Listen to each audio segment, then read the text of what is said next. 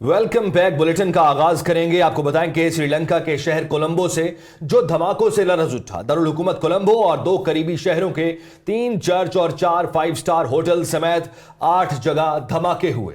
207 अफराद हलाक और 400 से जायद जख्मी हो गए। हलाक होने वालों में 35 गैर मुल्की भी शामिल हैं। मुल्क भर में कर्फ्यू नाफिज कर दिया गया है। बम धमाकों में मुलव्वस होने के शुबे में पुलिस ने 7 मुश्तबा अफराद को गिरफ्तार कर लिया है। जी हाँ, अफसोसनाक खबर से आपको अपडेट किया जा रहा है कोलंबो से, जहां पर धमाके हुए हैं जिसके नतीजे में मासूम जानें जाया हुई हैं। आपको बताते चलें कि दारुल हुकूमत कोलंबो और दो करीबी शहरों के 3 चर्च और 4 5 स्टार होटल समेत 8 जगह धमाके हुए। 207 अफराद हलाक और 400 से ज्यादा जख्मी हो गए। हलाक होने वालों में 35 गैर मुल्की भी शामिल हैं। मुल्क भर में कर्फ्यू नाफिज कर दिया गया है। बम धमाकों में मुलव्वस होने के शुबे में पुलिस ने 7 मुश्तबा अफराद को भी गिरफ्तार कर लिया है। आपको सूरत हाल से आगाह किया जा रहा है कोलंबो से।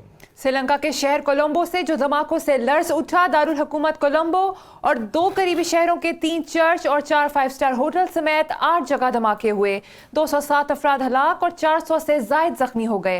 हलाक होने वालों में 35 गैर मुल्की भी शामिल हैं। मुल्क भर में कर्फ्यू नाफिज कर दिया गया है। बम धमाकों में मुलव्वस होने के शुबे में पुलिस ने 7 मुश्तबा अफराद को गिरफ्तार कर लिया है।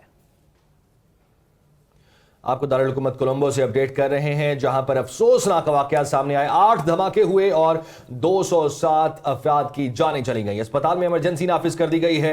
मुल्क भर में कर्फ्यू लगा दिया गया है। श्रीलंकन सदर वजीर आजम आलमी बरादरी की दहशत गर्दी पर इजहार अफसोस और मजम्मत सामने आई है।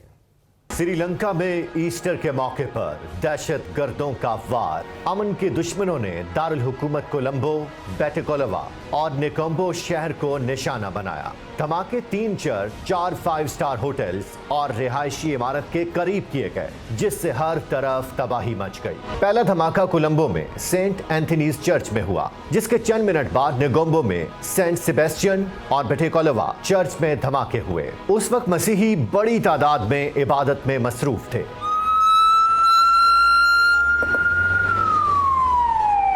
पुलिस के मुताबिक दारुल हुकूमत के 5 स्टार होटल्स किंग्सबरी, शंग्रीला और सिनामन ग्रैंड में भी धमाके हुए। इन धमाकों के चंद घंटों बाद कोलंबो के मज़ाफ़ाती इलाकों में मजीद 2 धमाके हुए, जिनमें एक 5 स्टार होटल और एक रिहायशी इमारत को निशाना बनाया गया। शहर के अस्पतालों में इमरजेंसी नाफिज है। तालीमी इदारे बंद कर दिए गए हैं और मुल्क भर में कर्फ्यू भी नाफिज कर दिया गया। श्रीलंकन सदर, वजीर आजम और दुनिया भर से आलमी सरबराहान ने दहशत गर्द हमलों की शदीद मजम्मत की है। और श्रीलंका में होने वाले बम धमाकों में 3 पाकिस्तानी खवातीन और एक पाकिस्तानी बच्चा भी मामूली जख्मी हुए हैं। जख्मियों को इब्तदाई तिब्बी इमदाद के बाद अस्पताल से फारिग कर दिया गया है। दफ्तर खारजा ने श्रीलंका में मामूली जख्मी होने वाले पाकिस्तानियों के नाम भी जारी कर दिए हैं। जख्मियों में 3 खवातीन महीन हसन, जोजा हसन महमूद, मजना हमायूं, दुख्तर चौधरी मोहम्मद हमायूं, आतिका आतिफ, जोजा चौधरी आतिफ शरीफ और एक पाकिस्तानी बच्चा शामिल है। तर्जुमान दफ्तर खारजा के मुताबिक जख्मियों को मामूली चोटें आई हैं, जिन्हें मरहम पट्टी के बाद अस्पताल से डिस्चार्ज कर दिया गया है। पाकिस्तान ने ईस्टर के मौके पर श्रीलंका में होने वाले धमाकों और दहशतगर्द कार्रवाइयों की शदीद मजम्मत की है। वजीर आजम ने कहा, पाकिस्तान श्रीलंकन अवाम के साथ है। वज़ीर आज़म पाकिस्तान इमरान खान ने ईस्टर के मौके पर श्रीलंका में होने वाले धमाकों की शदीद मजम्मत की है।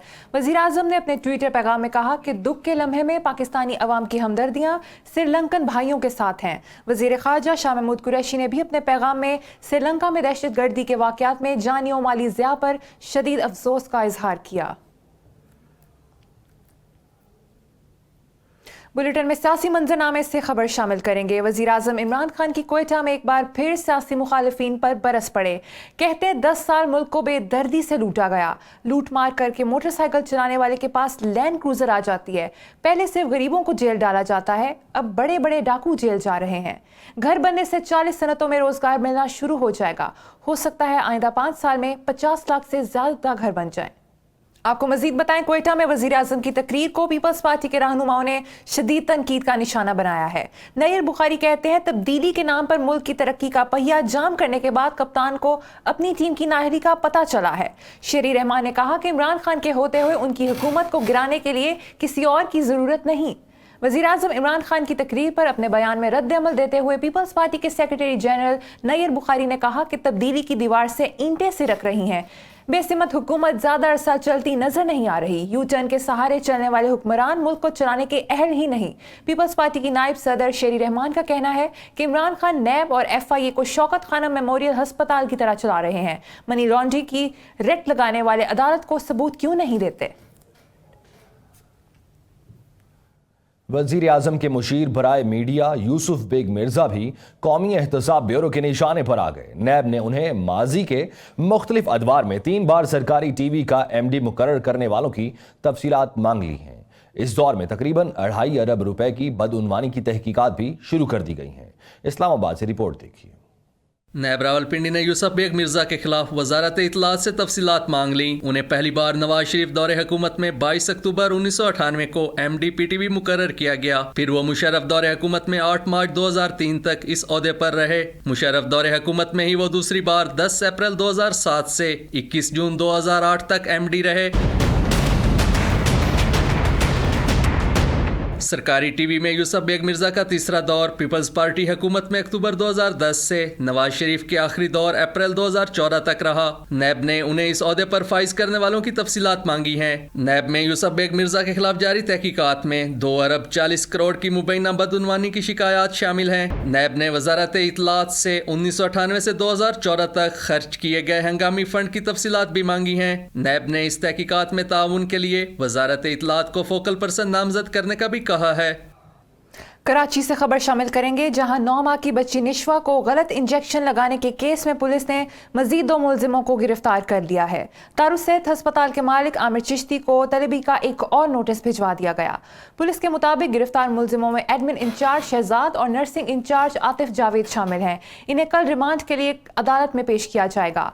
दूसरे 4 मुलजिमों की गिरफ्तारी के लिए भी छापे मारे जा रहे हैं। तफ्तीशी अफसरों के मुताबिक दारुस्सेहत अस्पताल का मालिक आमिर चिश्ती तफ्तीश में ताउन नहीं कर रहा।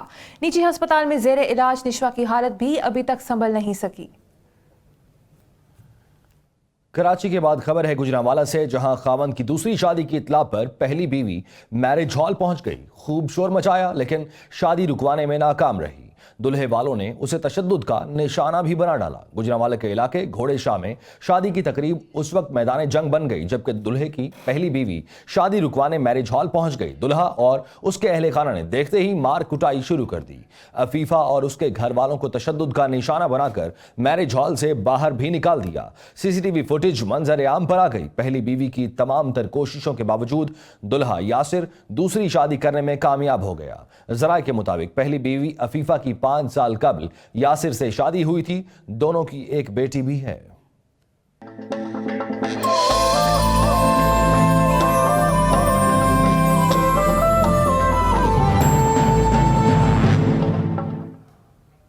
माह रमजान से 2 हफ्ते पहले ही महंगाई का तूफान चल पड़ा। सब्जियों और ब्रायलर चिकन की कीमतों में इजाफे का सिलसिला जारी है। बढ़ती कीमतों से शहरी परेशान है। लाहौर से उस्मान अहमद की रिपोर्ट।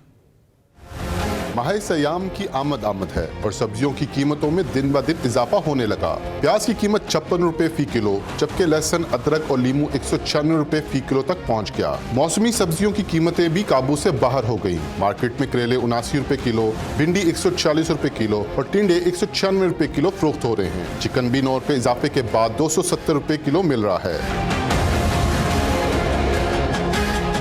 ज़िलाई इंतजामिया सरकारी रेट लिस्ट पर अमल दरामद कराने में नाकाम है। मार्केट में सब्जियां रेट लिस्ट के मुकाबले में 20 से 30 रुपए तक इजाफी नरखों पर फरोख्त हो रही हैं। शहरी कहते हैं मुनाफाखोरों की मनमानी रोकने वाला कोई नहीं। किसी भी सब्जी को उठा लें वो 50 प्लस ही है, 100 के दरमियान है।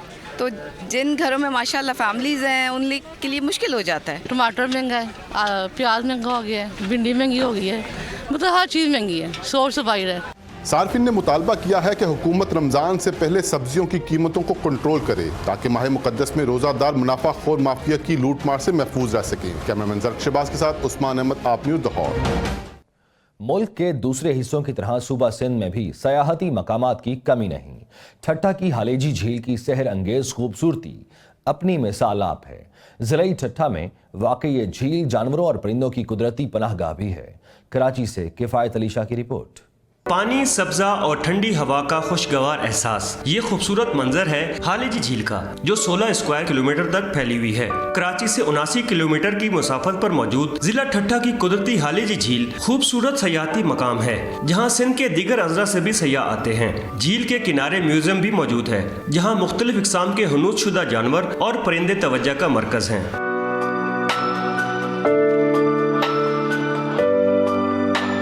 कराची से आए बेसिकली, और ये जगह बहुत ही खूबसूरत है और फिशिंग के लिए लोग अक्सर यहाँ पर आते हैं। और यहाँ पे जो क्रिएचर्स हैं different, as you can see over here there is a swamp, और बहुत ही खूबसूरत क्रोकोडाइल्स हैं, वहाँ पे क्रोकोडाइल है। और यहाँ की जो झील है वो तो बहुत ही ठंडी और बहुत ही खूबसूरत सी झील है। बहुत अच्छा व्यू है यहाँ पर लोगों को आने के लिए, सेफ है और पानी बहुत अच्छा है। यहाँ पे एनिमल्स हैं बहुत अच्छे अच्छे। सर्दियों में साइबेरिया से हिजरत करके आने वाले परिंदे रौनकें बढ़ा देते हैं, लेकिन खबरदार, झील से दूर ही रहें क्योंकि यहाँ मगरमच्छ आबाद हैं। 150 से लेके 200 तक की पॉपुलेशन है मगरमच्छ की, और ये क्रोकोडाइल्स, मार्श क्रोकोडाइल कहलाते हैं। ये कीचड़ में रहते हैं और ये उनका हैबिटेट है। हालेजी झील को 1976 में जंगली हयात की पनाहगाह बनाकर महफूज आबगाह का दर्जा दिया गया। हालेजी झील पर तैनात वाइल्ड लाइफ हुकाम का कहना है कि यहाँ तफरीह की गर्ज से आने वाले शहरी जंगली हयात के तहफ़्फ़ुज़ को अपनी जिम्मेदारी समझें और यहाँ के माहौल को साफ़ सुथरा रखने में अपना किरदार अदा करें। किफ़ायत अली शाह, आप न्यूज़, हालेजी ठट्ठा। अब आपको बताएं, बैसाखी मेले में शिरकत के बाद सिख यात्री 3 खसूसी ट्रेनों के जरिए वापस भारत रवाना हो गए। उनका कहना था कि पाकिस्तान में मिलने वाला प्यार वो कभी नहीं भूलेंगे। लाहौर से देखते हैं कमरुल हक की रिपोर्ट। भारत से बैसाखी मेले में शिरकत और अपनी मजहबी रसूमात अदा करने के लिए 1900 सिख यात्री 10 रोज पहले पाकिस्तान पहुंचे थे। इस दौरान सिख यात्रियों ने हसन अब्दाल, ननकाना साहिब और दीगर मकामात पर अपनी मजहबी रसूमात अदा की। पाकिस्तान में 10 रोज कयाम के बाद सिख यात्री लाहौर रेलवे स्टेशन से वापस भारत रवाना हो गए। इत्थे आन के बहुत वधिया लगा, बहुत बीबे बंदे सारे ही चंगे, बड़ी सेवा की साडी, बड़ा प्यार किया। इत्थों की सरकार ने, इत्थों के प्रबंध ने, इत्थों के लोगों ने बहुत प्यार दिता, कभी नहीं भुलांगे। पाकिस्तान के लोगों को भी यह वीज़ा इंडिया वाल मिले ता जो सानू भी सेवा करने का मौका मिले। इन्होंने इन्नी रिस्पैक्ट, इज्जत और प्यार किया है। I am very thankful to you. Secretary Matruka Waqf Imlak board का कहना था कि 10 दिन बाद सिख यात्री वापस जा रहे हैं। उन्हें पाकिस्तान में तमाम सहूलतें फराम की गईं। नाज़रीन, बुलेटिन में ब्रेकिंग न्यूज शामिल करें। जाली अकाउंट्स केस में अहम पेशरफ्त हुई है। नैब सक्खर की टीम ने लाड़काना से भुट्टो स्टेट के सुपरवाइजर नदीम भुट्टो को गिरफ्तार कर लिया है। नदीम भुट्टो के अकाउंट में बेनामी अकाउंट से रकम मुंतकिली की जाती थी, जिससे भुट्टो स्टेट के मुलाजमों को तनख्वाहें अदा की जाती थी। अहम खबर से आपको अपडेट किया जा रहा है सक्खर से। नैब सक्खर की टीम ने लाड़काना से भुट्टो स्टेट के सुपरवाइजर नदीम भुट्टो को गिरफ्तार कर लिया है। नदीम भुट्टो के अकाउंट में बेनामी अकाउंट से रकम मुंतकिल की जाती थी, जिससे भुट्टो स्टेट के मुलाजमों को तनख्वाहें अदा की जाती रही हैं। इसी हवाले से मजीद जानते हैं आप न्यूज सक्खर के ब्यूरो चीफ सलीम सत्तू से। जी सलीम, बताइएगा नैब की जानिब से कभी कार्रवाई अमल में लाई गई? जी बिल्कुल, आज बेनामी केस अकाउंट्स के केस में आज जो नेब को एक अहम पेशरफ्त हुई है। नेब सक्खर की टीम ने लाड़काना में छापा मारकर भुट्टो स्टेट के सुपरवाइजर नदीम भुट्टो को गिरफ्तार कर लिया है। नेब एलामी के मुताबिक नदीम भुट्टो के अकाउंट में बेनामी अकाउंट से हर माह रकम मुंतकिल होती थी, जिससे भुट्टो स्टेट के मुलाजमीन को तनख्वाहें दी जाती थी। नदीम भुट्टो के भाई अब्दुल जब्बार भुट्टो, जो शहीद मोहतरमा बेनजीर भुट्टो का जाती फोटोग्राफर था, उसने नदीम भुट्टो की गिरफ्तारी की तस्दीक करते हुए कहा है कि उसके भाई को नेब की टीम ने गिरफ्तार कर लिया है। नदीम भुट्टो के भाई का यह भी कहना था कि नदीम के अकाउंट में हर माह जो है 36 लाख रुपए की रकम जो है वो भेजी जाती थी, जिससे वो भुट्टो स्टेट के जो मुलाजमीन हैं उनकी वो तनख्वाहें अदा करते थे। बेनामी अकाउंट्स के हवाले से बताता चलूं कि ये एक अहम पेशरफ्त है। एक अहम मुलजिम को गिरफ्तार कर लिया गया है, जिसके अकाउंट में हर माह जो है वो रकम भेजी जाती थी। इस रकम से भुट्टो स्टेट, नौदर हाउस या जो दीगर जगहों पर भुट्टो स्टेट के मुलाजमीन थे उनकी तनख्वाहें जो दी जाती थी। नदीम भुट्टो जो है वो भुट्टो स्टेट का एक सुपरवाइजर था। अकाउंट्स का सारा मामला नदीम भुट्टो के पास था, और वो जो भुट्टो स्टेट के जितने भी मुलाजमीन हुआ करते थे या जो मौजूदा मुलाजमीन है उनकी तनख्वाहें जो वो नदीम भुट्टो के अकाउंट से ही दी जाती थी। जबकि नदीम भुट्टो की गिरफ्तारी के हवाले से जो नौदर हाउस है उनकी जानिब से भी एक एलामिया जारी हुआ है कि भुट्टो एस्टेट का जो नौदर हाउस पे कोई छापा नहीं मारा गया, भुट्टो एस्टेट का कोई मुलाजिम गिरफ्तार नहीं हुआ, लेकिन नेब के जानिब से जो एलामिया जारी किया गया है और जो नदीम भुट्टो के भाई अब्दुल जब्बार भुट्टो है, उन्होंने भी नदीम की गिरफ्तारी की तस्दीक करते हुए कहा है कि नदीम के अकाउंट में रकम मुंतकिल होती थी जिससे भुट्टो एस्टेट के मुलाजिम को तनख्वाहें दी नदीम जाती। भुट्टो को गिरफ्तार कर लिया गया। सलीम सतो में अपडेट कर रहे थे, बहुत शुक्रिया आपका।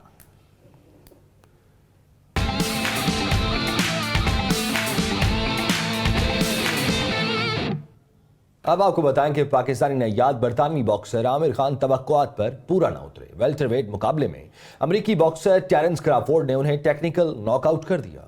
वेल्टरवेट चैंपियनशिप न्यूयॉर्क के मेडिसन स्क्वायर गार्डन में हुई। अमेरिकी बॉक्सर टेरेंस क्रॉफोर्ड और आमिर खान के दरमियान सनसनीखेज मुकाबला हुआ, मगर छठे राउंड में क्रॉफोर्ड का दांव चल गया। उन्होंने आमिर खान को बेल्ट के नीचे जोरदार मुक्का रसीद किया, जिसके बाद रेफरी ने फाइट रुकवा दी।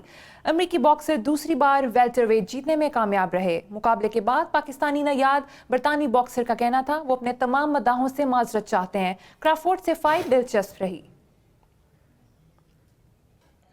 एशियन वेट लिफ्टिंग चैंपियनशिप में पाकिस्तान के तलहा तालिब ने 67 किलोग्राम कैटेगरी में टॉप पोजीशन हासिल कर ली। तलहा तालिब ने 304 किलोग्राम वजन उठाकर चीन में पाकिस्तान का नाम रोशन किया। पाकिस्तान के ग्रुप में भारत, मंगोलिया, जापान और तुर्कमानिस्तान के वेट लिफ्टर्स भी शामिल थे। चीन में होने वाली वेट लिफ्टिंग चैंपियन ओलंपिक्स का क्वालिफाइंग राउंड भी है।